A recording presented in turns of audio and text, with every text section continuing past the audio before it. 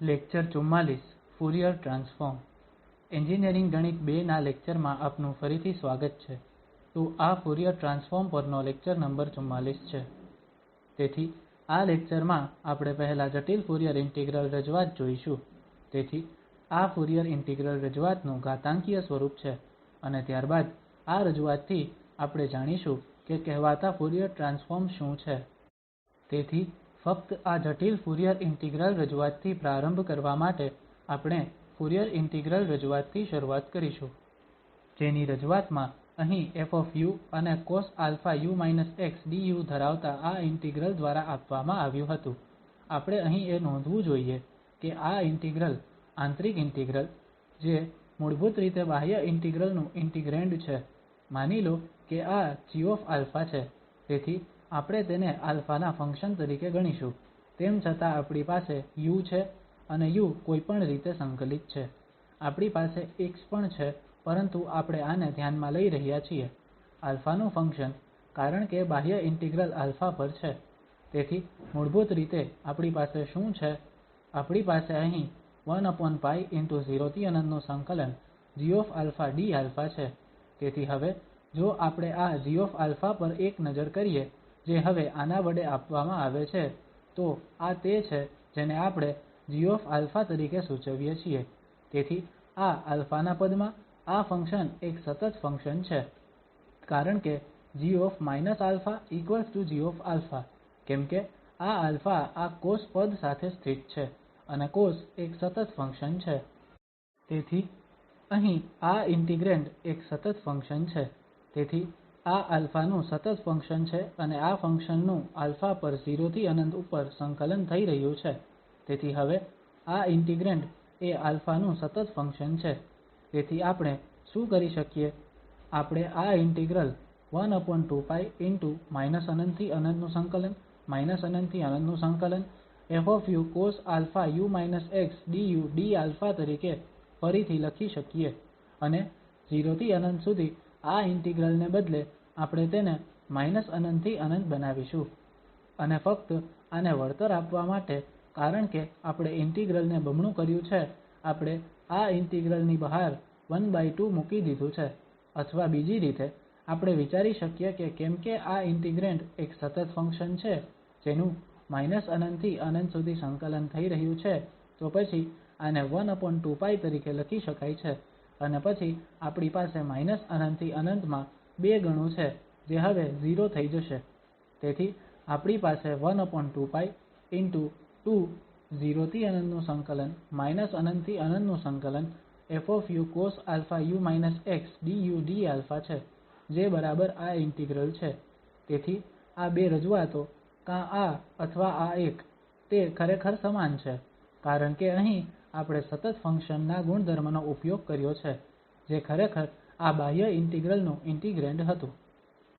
તેથી ƒ માટે હવે આપણી પાસે આ રજૂઆત છે જ્યાં બાહ્ય ઇન્ટિગ્રલ −∞ થી ∞ જાય છે અને આપણે એ પણ નોંધ લેવી જોઈએ કે આ −∞ થી ∞ ƒ sinαu−x du કારણ કે હવે કોસ ને બદલે આપણે આ સાઇન લીધું છે અને આ α સાઇન સાથે સ્થિત છે અને સાઇન એક વિષમ ફંક્શન છે.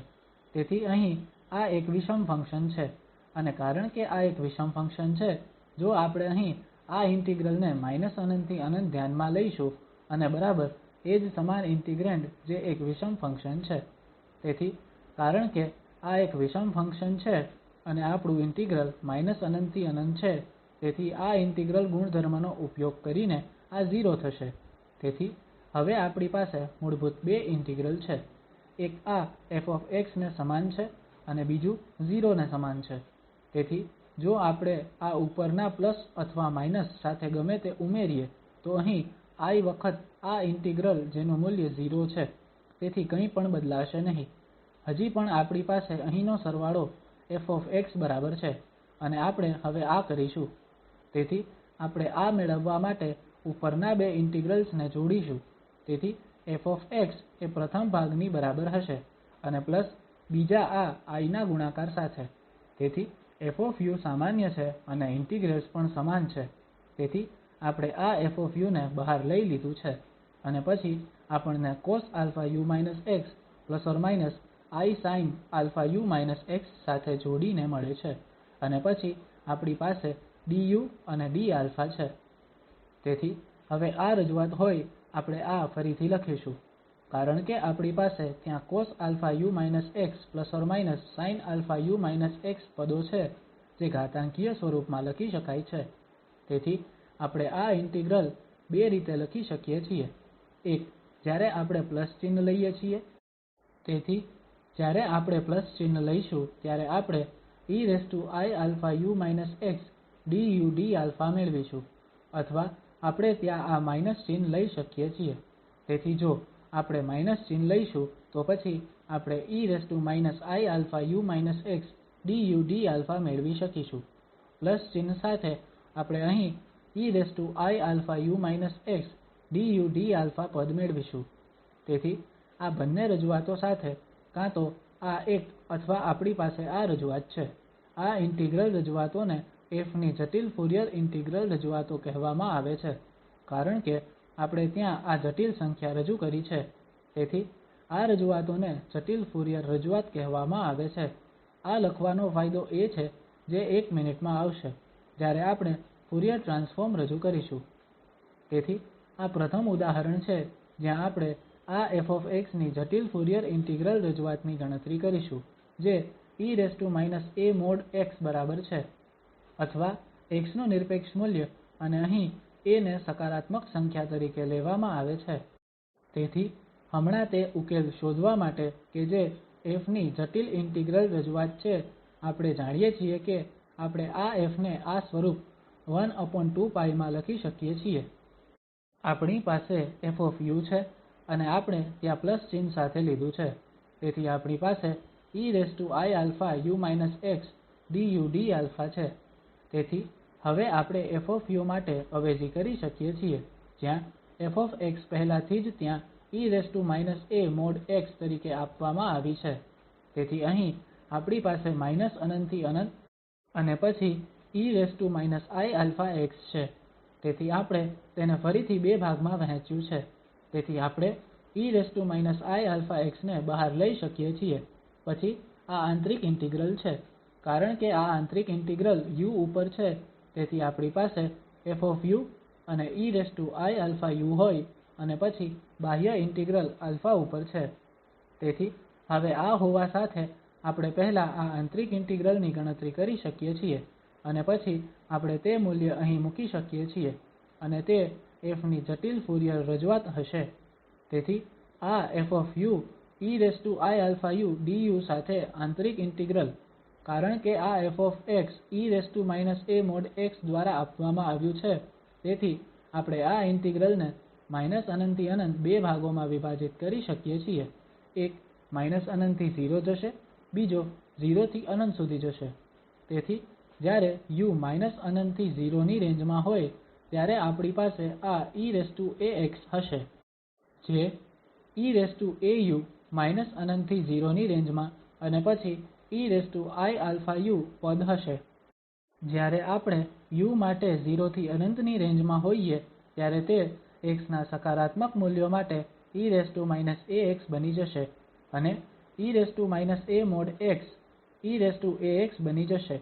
જો x નકારાત્મક હોય તો અને જો x સકારાત્મક છે તો તે e−ax હશે જેનો આપણે અહીં ઉપયોગ કર્યો. અને હવે આપણે આ સંકલન કરી શકીએ છીએ. તેથી આપણી પાસે આ બે ઇન્ટિગ્રલ્સ છે. તેથી આપણે ઘાતાંકીય પદોને જોડી શકીએ છીએ કારણ કે તે ઘાતક ફંક્શન છે. તેથી eaiαu છે અને જ્યારે તેનું સંકલન થાય છે તેથી આપણી પાસે eaiαuaiα છે અને આપણે લિમિટ ને −∞ થી ∞ માં બદલવી પડશે.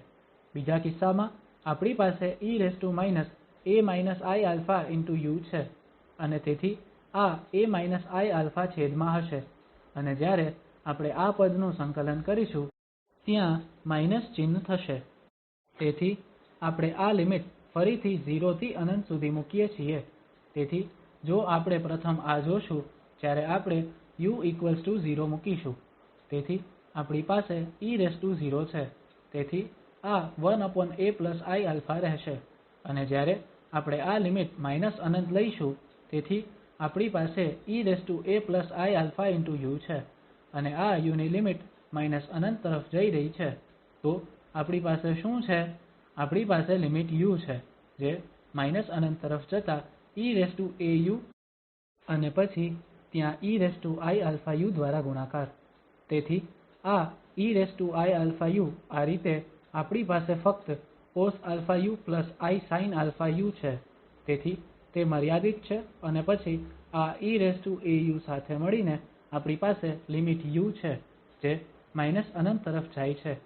તો કારણ કે આ u −∞ પર જાય eau અને a એ સકારાત્મક સંખ્યા છે તેથી આ 0 તરફ જશે અને પછી આપણી પાસે અહીં કંઈક મર્યાદિત છે તેથી બધું 0 છે તેથી જ્યારે આપણે −∞ થી ફેરબદલી કરીશું આ 0 હશે અને બીજા ઇન્ટિગ્રલ માં બીજી રીત થઈ રહી છે જ્યારે આપણે પ્રથમ સ્થાનાંતરિત કરીએ છીએ ત્યારે આપણે આ u ને ∞ તરફ દોરીએ છીએ તે કિસ્સામાં આપણે ત્યાં પહેલાથી જ માઇનસ ચિહ્ન છે તેથી આપણી પાસે ફરીથી e−au છે અને u ∞ તરફ જાય છે તેથી સમાન પરિસ્થિતિ ત્યાં બનશે જ્યારે u ∞ તરફ જઈ રહ્યું છે ત્યારે આ 0 હશે અને માત્ર જ્યારે u 0 પર જશે તે જીવંત રહેશે.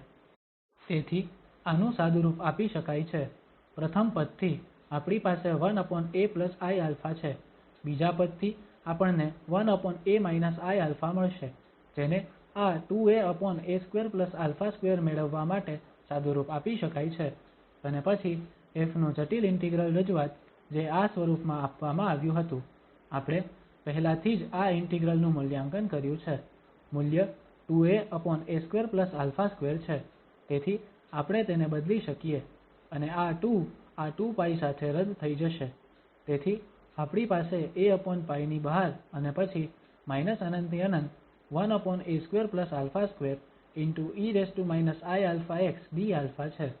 તેથી આ જટિલ ફુરીયર ઇન્ટિગ્રલ રજૂઆત છે અને હવે આપણે ફુરીયર ટ્રાન્સફોર્મ શું છે તે રજૂ કરવા આગળ વધી શકીએ છીએ. પહેલાના લેક્ચરમાં આપણે પહેલાથી કહેવાતા ફુરીયર કોસાઇન ટ્રાન્સફોર્મ અને ફુરીયર સાઇન ટ્રાન્સફોર્મ રજૂ કર્યા છે અને હવે આપણે ફુરીયર ટ્રાન્સફોર્મ રજૂ કરીશું. તેથી અહીં આપણે હવે જટિલ ફુરીયર ઇન્ટિગ્રલ રજૂઆત ધ્યાનમાં લેવી જોઈએ કે જેની આપણે હમણાં જ ચર્ચા કરી છે જે f1/2π ✕ ∞∫∞ fu eiα x du dα છે. આપણે ફરીથી આ સકારાત્મક ચિહ્ન લીધું છે પરંતુ નકારાત્મક ચિહ્ન સાથે પણ કામ કરી શકાય છે. તેથી આપણી પાસે −∞ થી ∞ છે અહીં પણ −∞ થી ∞ છે અને પછી આપણી પાસે fu eiα x du dα છે. તેથી અહીં આપણે ભાગવું પડશે મારો મતલબ કે આપણે આ 1/2π ને બે ભાગમાં વહેંચવાની જરૂર છે તેથી આપણે 1/2π ને 1√2π તરીકે 1√2π દ્વારા ગુણાકાર કરીશું અને પછી આપણે એકને આંતરિક ઇન્ટિગ્રલ સાથે રાખીશું અને બાહ્ય ઇન્ટિગ્રલ સાથે નીચે પ્રમાણે. તેથી 1√2π બાહ્ય સાથે જે આ e−iαx પર છે અને પછી eiαu ƒ અને પછી du સાથે આંતરિક છે. તેથી હવે આપણે આ ફુરીયર ટ્રાન્સફોર્મ રજૂ કરી શકીએ છીએ. તેથી આ કૌંસમાં આ પદને ƒ નું ફુરીયર ટ્રાન્સફોર્મ કહેવામાં આવે છે. તેથી ચાલો આપણે અહીં આ સંકેત ƒα સાથે રજૂ કરીએ આંતરિક ઇન્ટિગ્રલ જે 1√2π ✕ ∞∫∞ ƒ eiαu du છે. કારણ કે આ હવે α નું ફંક્શન છે તેથી આપણે તેને ƒα તરીકે નામ આપી રહ્યા છીએ અને જે નિરૂપણ આપણે વાપરીએ છીએ તે ƒ તરીકે ઉપયોગમાં લેવાય છે. તેથી ƒ નો અર્થ આ ƒ નું ફુરીયર ટ્રાન્સફોર્મ જે આ સૂત્ર 1√2π ✕ ∞∫∞ ƒ eiαu du દ્વારા આપવામાં આવ્યું છે. હવે પાછા ઇન્વર્સ ફુરીયર ટ્રાન્સફોર્મ પર આવી રહ્યા છીએ કારણ કે આપણે અહીં આ આંતરિક ઇન્ટિગ્રલ ને ફુરીયર ટ્રાન્સફોર્મ તરીકે રજૂ કર્યો છે અને માની લો કે આ α નું ફંક્શન ƒα છે. તેથી આપેલ આ ફુરીયર ટ્રાન્સફોર્મ અને જો આપણે આ સંકલન કરીએ તો બાહ્ય ઇન્ટિગ્રલ 1√2π ✕ ∞∫∞ 𝑓 eiαx dα. પછી આપણે ફંક્શન પર પાછા જઈશું અને જેને આપણે ƒ નું ઇન્વર્સ ફુરીયર ટ્રાન્સફોર્મ કહીએ છીએ જે આ સૂત્ર દ્વારા અહીં આપવામાં આવ્યું છે કે ƒx1√2π ✕ ∞∫∞ 𝑓α e iαx dα. અને આપણે અહીં જે સૂચિનો ઉપયોગ કરીએ છીએ તે આ ƒ પર સંચાલિત ƒ નું ઇન્વર્સ છે તો ઇન્વર્સ ટ્રાન્સફોર્મ ƒ નું ઇન્વર્સ ફુરીયર ટ્રાન્સફોર્મ આ સૂત્ર દ્વારા અહીં આપવામાં આવ્યું છે. તેથી મૂળભૂત રીતે શું તફાવત છે? આગળના સૂત્રમાં અથવા ફુરીયર ટ્રાન્સફોર્મ ના સૂત્રમાં આપણી પાસે eiαu છે જ્યારે આપણી પાસે e−iαx છે અને આ x નું ફંક્શન મેળવવા માટે અને પછી અહીં α નું ફંક્શન મેળવવા માટે તે u ઉપર સંકલન છે. તેથી હવે ફક્ત એક ટિપ્પણી એ નોંધવું જોઈએ કે ત્યાં ઘણા વૈકલ્પિક સ્વરૂપો છે કારણ કે વિકલન દરમિયાન આપણે જોયું છે કે આપણે વિવિધ રીતે વિભાજિત કરી શકીએ છીએ કારણ કે ત્યાં એક પરિબળ હતું અને આ જટિલ સ્વરૂપમાં આવવાની પ્રક્રિયામાં આપણી પાસે આ i અથવા -i છે. તેથી તે -i તરીકે પણ ગણી શકાય જોકે આપણે અહીં ફક્ત i તે સ્વરૂપમાં લીધો છે. તેથી આ ફુરીયર ટ્રાન્સફોર્મ ના ઘણા વૈકલ્પિક સ્વરૂપો છે અને જુદા જુદા સ્વરૂપો વિવિધ પૂર્વ પરિબળો અને ઘાતાંકીય ઘાત સાથે વ્યવહાર કરે છે. તેથી ત્યાં વિવિધ સ્વરૂપો છે. ઉદાહરણ તરીકે આ તે છે જે આપણે અહીં ઇન્વર્સ ફુરીયર ટ્રાન્સફોર્મ માટે ઉપયોગમાં લીધું છે અને આ ફુરીયર ટ્રાન્સફોર્મ છે. પછી અહીં eiαx દ્વારા ગુણાકાર કરવામાં આવે છે અને પછી આપણે આ ƒα મેળવવા માટે ત્યાં માઇનસ ચિહ્ન કરી શકીએ અથવા આપણી પાસે મૂળભૂત રીતે આને બદલે ત્યાં એક પરિબળ હોઈ શકે છે અને પછી આપણી પાસે આ ફુરીયર ટ્રાન્સફોર્મ સાથે સ્થિત સંપૂર્ણ પરિબળ 1√2π હોઈ શકે છે અથવા આ પરિબળ ઇન્વર્સ ફુરીયર ટ્રાન્સફોર્મ સાથે જઈ શકે છે અને પછી ફુરીયર ટ્રાન્સફોર્મ સાથે કોઈ પરિબળ હશે નહીં. તેથી આ દાખલા તરીકે વિવિધ સ્વરૂપો છે જે સાહિત્યમાં ઉપલબ્ધ છે. તેથી એક તફાવત આ પરિબળોના સંદર્ભમાં છે અને અન્ય વિવિધતા ઘાતકર્તાના સંદર્ભમાં હશે. તેથી અહીં આપણી પાસે આ પ્લસ ચિહ્ન છે પરંતુ આપણે ત્યાં માઇનસ લઈ શકીએ છીએ પછી આપણે ત્યાં પ્લસ લઈ શકીએ છીએ અહીં પણ આપણે માઇનસ સાથે કામ કરી શકીએ છીએ અને પછી તેના સમકક્ષ પાસે પ્લસ ચિહ્ન હશે અહીં માઇનસ અને પછી અહીં આપણી પાસે પ્લસ ચિહ્ન છે. તેથી ત્યાં વિવિધ સંયોજનો વિવિધ સ્વરૂપો છે જે સાહિત્યમાં ઉપલબ્ધ છે. ઠીક છે. તેથી હવે આ ફુરીયર ટ્રાન્સફોર્મ ના આધારે આપણી પાસે ફક્ત બે ઉદાહરણો છે. તેથી આપણે ફુરીયર ટ્રાન્સફોર્મ શોધવા માંગીએ છીએ. ઉદાહરણ તરીકે આ ફંક્શન જે નકારાત્મક x માટે 0 તરીકે વ્યાખ્યાયિત થયેલ છે અને જ્યારે x સકારાત્મક છે તે e−ax તરીકે વ્યાખ્યાયિત થયેલ છે અને a સકારાત્મક સંખ્યા છે. તેથી આપણે ફુરીયર ટ્રાન્સફોર્મ લઈએ છીએ. આ પ્લસ ચિહ્ન સાથેની વ્યાખ્યા છે. તેથી આપણી પાસે ƒ eiαu du અને 1√2π છે. તેથી આ યાદ રાખવું સરળ છે કે આ 1√2π બંને ઇન્વર્સ અને ફોરવર્ડ ટ્રાન્સફોર્મ સાથે સ્થિત છે અને પછી આપણે પહેલા આ પ્લસ ચિહ્ન થી પ્રારંભ કરીએ અને પછી આપણે -1 સાથે ઇન્વર્સ લઈશું. તેથી આ લેક્ચરમાં વપરાયેલું આ નિરૂપણ હશે.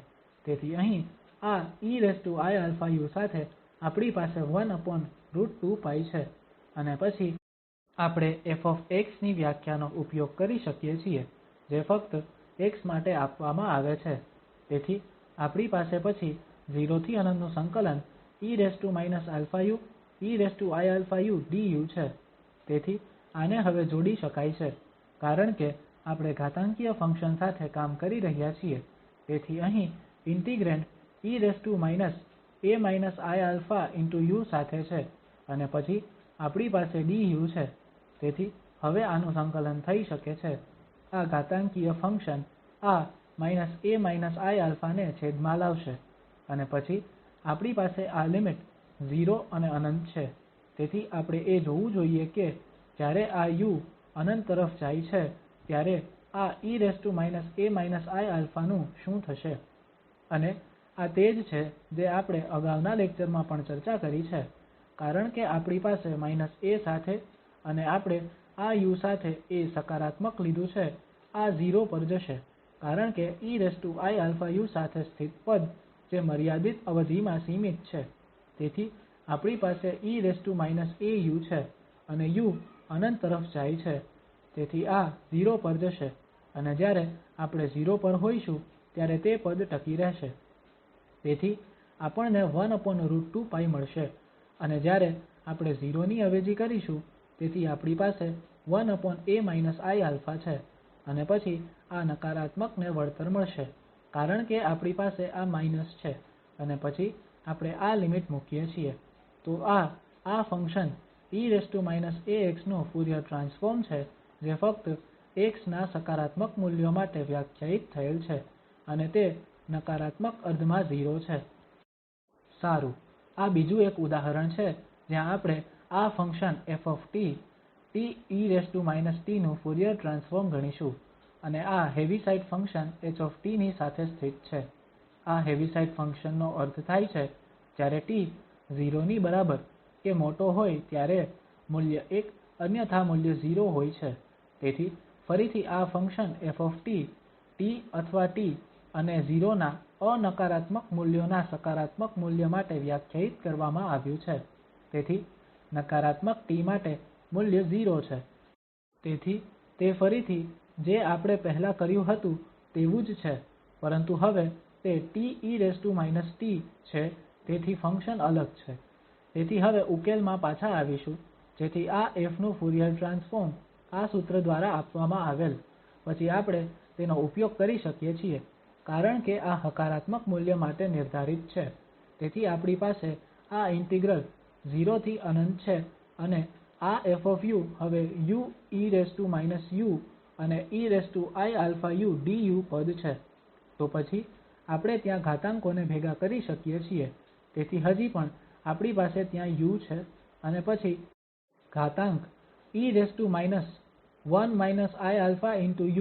અને du ઉપર આ ઇન્ટિગ્રલ. તેથી આપણે હવે આનું સંકલન કરી શકીશું કારણ કે u ત્યાં છે અને ઘાતાંક છે તેથી આપણે તેને ભાગરૂપ સંકલન કરવું પડશે. તેથી ભાગરૂપ સંકલન કરતા u જેમ છે તેમ અને તે પછી બીજા ભાગનું ઇન્ટિગ્રલ. તેથી આપણે e−1−iαu અને પછી છેદમાં 1−iα પ્લસ આપણી પાસે ફરીથી 1−iα છે કારણ કે આનું સંકલન થશે અને પછી u નું વિકલન 1 થઈ જશે. તેથી હવે આપણી પાસે આ ઇન્ટિગ્રલ છે. આ પહેલા પર પાછા આવતા જ્યારે આપણી પાસે આ અનંત છે તેથી ફરી આપણી પાસે આ e−u છે અને પછી eiαu.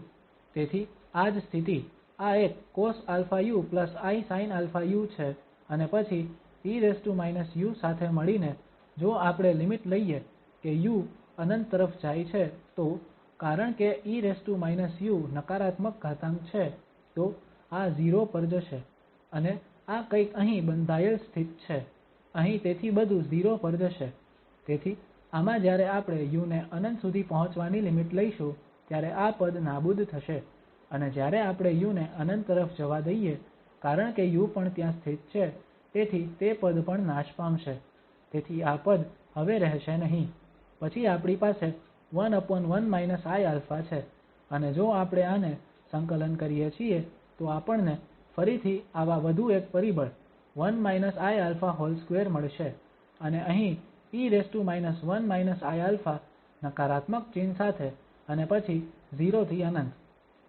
તેથી ફરી જ્યારે આપણે આ લિમિટ વિશે વાત કરીએ કે જેમ u ∞ તરફ જાય છે ત્યારે આ 0 પર જશે અને પછી એકમાત્ર પદ જે આપણે હવે પ્રાપ્ત કરીશું જ્યારે u 0 તરફ જાય છે તો અહીં u 0 તરફ જાય છે આ 1 હશે e0 1 હશે અને પછી અહીં આપણી પાસે માઇનસ ચિહ્ન હશે કારણ કે આપણે આ રીતે લઈ રહ્યા છીએ જ્યારે આ લિમિટ 0 તરફ જાય છે જેથી માઇનસ ચિહ્નને વળતર મળશે અને આપણી પાસે 1√2π ✕1 iα2 હશે.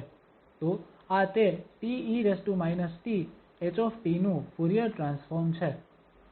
તેથી આ સંદર્ભો છે જેનો આપણે આ લેક્ચર તૈયાર કરવા માટે ઉપયોગ કર્યો છે. અને ફક્ત આ તારણ માટે આજે આ લેક્ચરમાં આપણે ƒ ની જટિલ ઇન્ટિગ્રલ રજૂઆતનો અભ્યાસ કર્યો છે જે આ સ્વરૂપમાં આપવામાં આવે છે f(x)12π ✕∞ fu eiα du dα અને ત્યાં અન્ય સ્વરૂપો પણ હતા જ્યાં આપણે દાખલા તરીકે લઈ શકીએ છીએ અહીં i ની આગળ માઇનસ ચિહ્ન. તો અને પછી આપણે આ રજૂઆતથી રજૂ કર્યું છે કે આને ƒ નું કહેવાતું ફુરીયર ટ્રાન્સફોર્મ કહે છે અને આ u ના સંદર્ભમાં આંતરિક ઇન્ટિગ્રલ છે જે આ iαx ને બહાર કાઢતા છે. આપણી પાસે આ રજૂઆત છે જેને આપણે સામાન્ય રીતે આ ƒα દ્વારા સૂચિત ƒ નું ફુરીયર ટ્રાન્સફોર્મ કહીએ છીએ કારણ કે આ α નું ફંક્શન છે અને આપણે તેના માટે આ નાના 𝑓 ને ƒ તરીકે નિરૂપિત કરીને ઉપયોગ કરીએ છીએ. તેથી તમારા ƒ ના ટ્રાન્સફોર્મ પહેલા આ જટિલ ઇન્ટિગ્રલ રજૂઆતની મદદથી ઇન્વર્સ ફુરીયર ટ્રાન્સફોર્મ ને બરાબર વ્યાખ્યાયિત કરી શકાય છે અને તે આ ƒ ને બરાબર હશે અને પછી આપણે આ ƒα ને ત્યાં બદલી શકીએ અને ફરીથી ƒ પર પાછા જઈ શકીએ. તેથી આને આપણે ઇન્વર્સ ફુરીયર ટ્રાન્સફોર્મ કહીએ છીએ અને આ સંકેતનો ઉપયોગ ઇન્વર્સ ફુરીયર ટ્રાન્સફોર્મ માટે થશે. તેથી આ લેક્ચર માટે આટલું જ અને તમારી એકાગ્રતા બદલ આભાર.